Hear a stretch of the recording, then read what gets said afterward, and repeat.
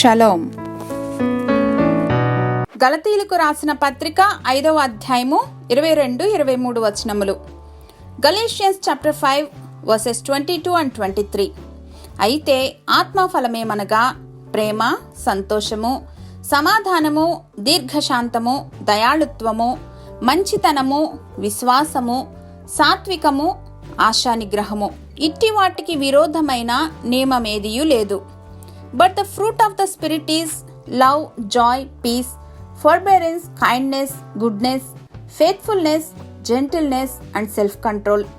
Against such things there is no law. ఒక రైతు తన పొలంలో మొట్టమొదటిసారిగా పంటను వేస్తూ ఎంతో ఎక్సైటెడ్గా ఉన్నాడు. పొలం దున్ని విత్తనాలు నాటాడు. ఎన్నో రకాల ఫలాలు అందులో నుండి రావాలని ఆశిస్తూ ఆ విత్తనాలు నాటాడు. పంట కోతకు వచ్చిన సమయంలో చూస్తే పొలమంతా కూడా స్వీట్ కార్న్ మాత్రమే పండింది. ఇతను టొమాటోస్ పండుతాయి, ప్లమ్స్ పండుతాయి, ఆపిల్స్, ఇలా ఎన్నో రకాల ఫలాలను ఆశించాడు. కానీ ఇతను నాటింది స్వీట్ కార్న్ విత్తనాలు మాత్రమే. అందువల్ల అతడు స్వీట్ కార్న్ పంటను మాత్రమే కోయగలిగాడు. ఇలానే పరిశుద్ధ గ్రంథమైనటువంటి బైబిల్ లేఖనాలు అంటున్నాయి, మీరేమి విత్తుతారో అదే కోస్తారు అని. ప్రియమిత్రమా, ఈ దినం మనమేమి విత్తనాలను విత్తాలనుకుంటున్నాం?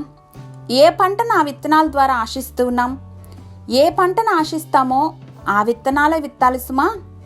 మా దేవా, మా తండ్రి, మీ ప్రేమకై వందనాలు.